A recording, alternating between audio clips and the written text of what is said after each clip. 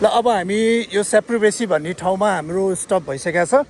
हामी झन्डै 7 घन्टा जस्तो लाग्यो हामीलाई काठमाडौँदेखि सेप्रुबेसी आइपुग्नलाई। अब हाम्रो सुरु भयो, यात्रा सुरु भयो यो ठाउँबाट। अब आज डे 1। अब अहिले गएर हामी लगभग 3.5 घन्टा उता लामा होटेल ब्याम्बो के भन्ने एउटा ठाउँ रहेछ, त्यहाँ चाहिँ हाम्रो स्टप गर्ने प्लान छ आजको।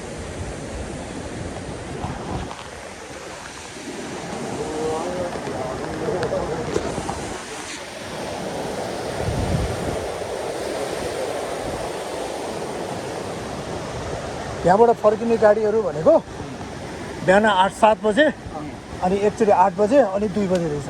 2 बजे भयो ठिक्क हुन्छ। 2 बजे हो भने काठमाडौँ कति 8 बजे पुग्दैन? पुगिहाल्छ नि। पुग्छ। 4, 5,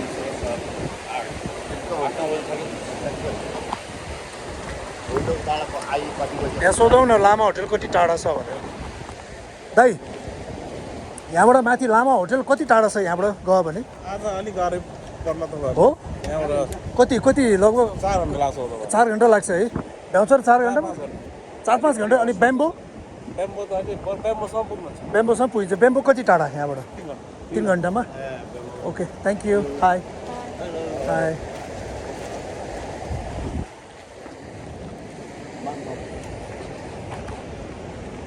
आराम हुन्छ, एकदम आराम।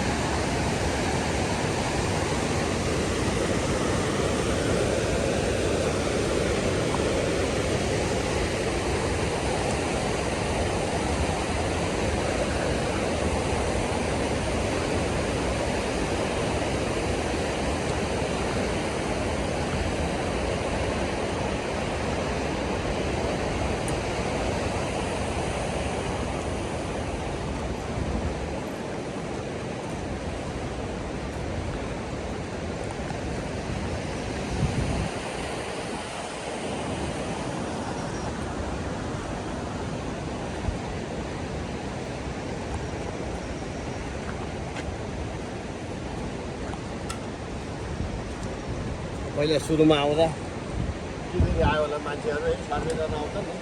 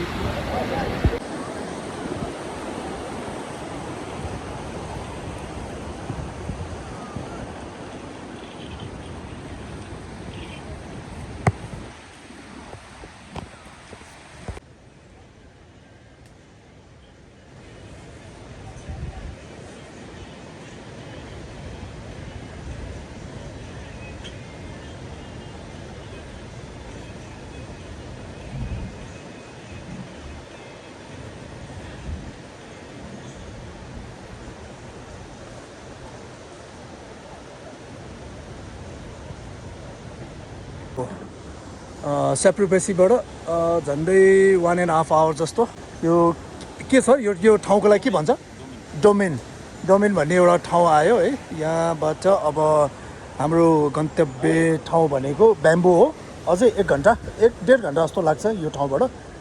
ल, यो ठाउँ चाहिँ एकदम दामी। हामी भर्खरै कफी खाएर एकछिन रेस्ट गरिसकेपछि अब निस्किन लागेको छ हामी। जाउँ सर।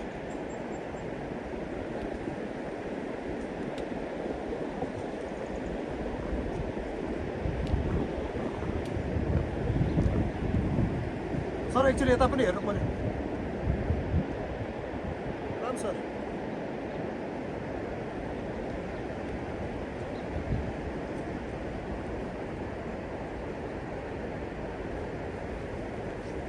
सर बोलाउनु भनेको त 15 सेकेन्डको मात्र क्या त्यो भयो भने राम्रो हुन्छ क्या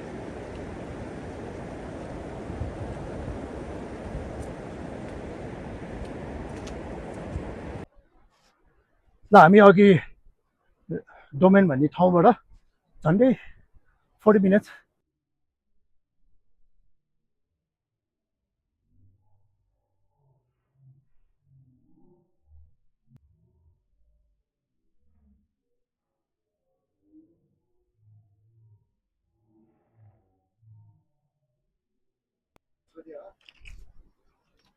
किन यो पहिरो देख्दैन किन यसो पहिरो नलाग्यो भने हामीले पनि थाहा छैन यो 1000 वर्ष अगाडिदेखि नै यस्तो छ खास गरी फेरि त्यसपछि के भयो भनेदेखि नाम फेरि लेन्दी खड्का भनेर भयो लेन्दी खड्का भन्ने कारण चाहिँ कसरी छ भएको छ भनेदेखि यो चाइनाले टिबेटहरू लगाएर नि अनि त्यो टिबेटनहरू यहाँ आएर बसेको छ कि त्यो 400-500 गाई चौँडीहरू पालेर बसेको छ अनि त्यहाँबाट त्यो लेन्दीको मान्छे भयो माथि लेन्दीको मान्छे भएको हुनाले हाम्रो यहाँ यतातिरको मान्छेले चाहिँ लेन्दी खड्का भनेर राखेको कारण चाहिँ यो छ यो लेन्दी खड्का पनि बन्छ पहिरो पनि बन्छ अब कुन चाहिँ पहिरो जाने भएर पहिरो त्यही भएर मैले मेरो हजुरबाले सोधेँ ए हजुरबाले चाहिँ राखेको नाम नै नै उहाँले सोधे उहाँले पनि थाहा छैन उहाँलाई पनि थाहा छैन यो 1000 वर्षदेखि त्यस्तै छ अब पहिरो जान्थ्यो रे त्यही भएर पहिरो भनेर उहाँले चाहिँ भन्नुभयो बाजेले पनि थाहा छैन रे बाजेलाई पनि थाहा बाजे चाहिँ के छ अरे थाहा छैन रे छैन। ल ल हेर्नुहोस् त उहाँ दाईको बाजेलाई पनि थाहा छैन यो पहिरो नाम किन राखेको भन्ने यो 1000 वर्षदेखि है कहिले कहिलेको थियो कि आमाले सोध्नु आमाले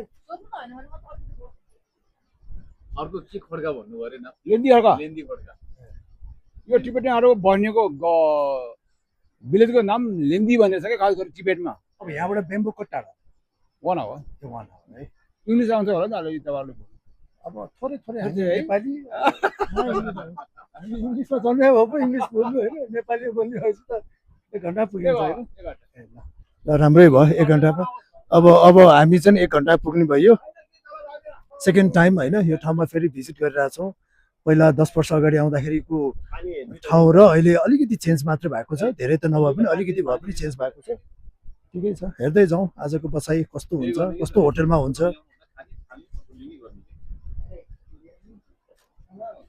थ्याङ्क यू भेरी मच दाई यु वेलकम दाइको नाम चाहिँ के पर्यो ब्याम्बोमा आइयो हाम्रो फर्स्ट डेको मेन डेस्टिनेसन अब यहाँबाट हामी अब भोलि बिहान मात्र हामी यहाँबाट निस्किने हो अहिले यो ब्याम्बो भन्ने ठाउँ आइपुगेका छौँ हामी 1:30 बजे निस्केको अहिले कति बजे 6 लगभग बस्न लागिसकेको छ यही हुन्छ हाम्रो स्टप अब होटलहरू कस्तो छ एउटा होटल हेरौँ होटल चुज गरौँ बाटो यस्तै हो अब ट्रेकिङ गर्न आएपछि बाटो राम्रो त कहाँबाट भेट्नु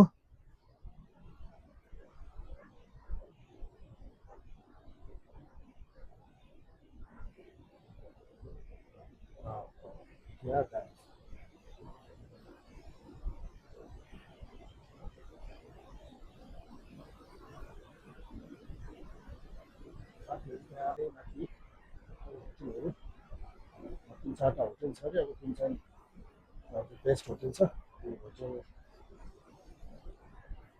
कन्फर्म गरेर ब्याम्बो भन्ने ठाउँ चाहिँ कति रहेछ भन्दा 1984 मिटर